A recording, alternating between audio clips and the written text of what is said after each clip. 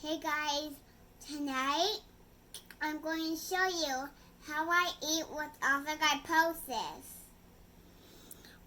We had a question today on the picture of Anna eating breakfast. It was from the mom of another AMCer, and she said, how exactly is she eating? Can she hold her arms? So I thought a lot of people might be curious about how Anna eats with arthrogryposis because her arms are definitely affected. She was born with arms that were stuck straight.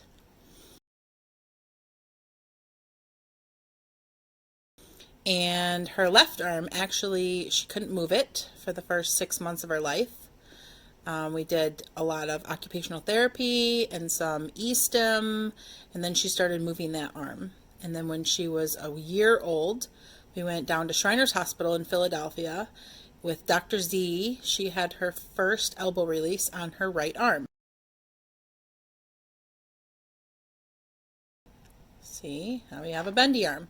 The arm bending gives her the ability to feed herself. While she can bend the arm, because the joint moves now in the elbow, she still doesn't have muscle on her bicep.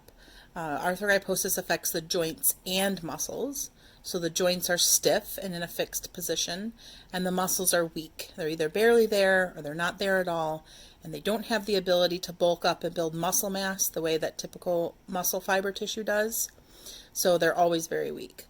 So while she can bend her arm, she can't bring her hand to her mouth in a controlled way like most of us can. Can you try to bring your hand up to your mouth? So she has to do it again. She has to bend her head down. She has to kind of pull her back in a certain way to get it up. It works, just doesn't work exactly the same. I have to do like this to get. So then when she was 2 years old, or just about 2 years old, we went back down to Shriners with Dr. Z, and he did an elbow release on the left side. So now she has two bendy arms. So as far as eating with her arms and hands the way they are, so the other part that's affected are her fingers. Yeah, so my fingers. Her fingers don't bend, curl up the way that ours do, because her joints are stiff there as well. So gripping utensils is different. Show them how you grab your fork. As well as the grip strength is also affected because of those muscles and because of the stiffness. So that's how she picks up her fork, but her grip strength is pretty weak. I can easily shake it out of her hand. However, she can still pick up the fork and use it to stab her momo and get then the momo into her mouth by bending her head down. You want to show them how you do that? Yes. Got so how I do it delicious chicken momos. is like this, and then I can show you how I eat my goldfish too. Stab it in. Pick it up. I'm not pushing, Mama. Push. Mama doesn't work. You gotta push it in really hard. Try again. Can you stab it for me? Try again.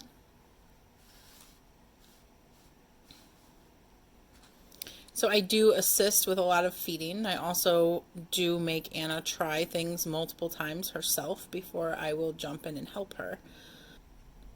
Ready, set, go. It's not working. You gotta push harder.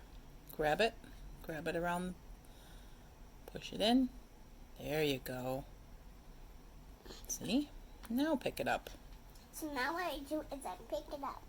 When I give her more chances to do it, she always figures it out.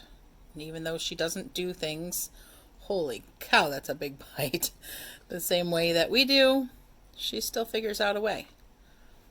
So that's picking up things with a fork and stabbing them to get them in her mouth. Yes, so now. That works pretty well with stuff that's solid but soft, that she can easily push that fork into. But it's still solid enough to cling to the fork while she brings it up to her mouth. If it's something that's too mushy, it'll just fall off. If it's something that's too hard, she won't have the strength to push the fork into it.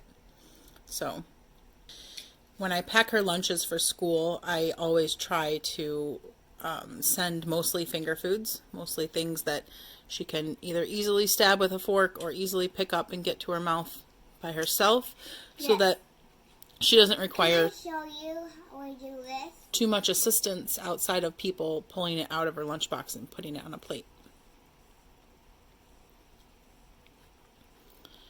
So that stuff is pretty easy.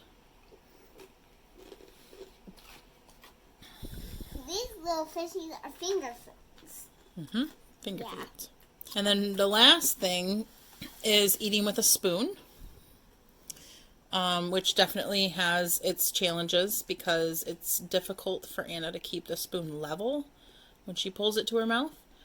And things like soup will just run right off.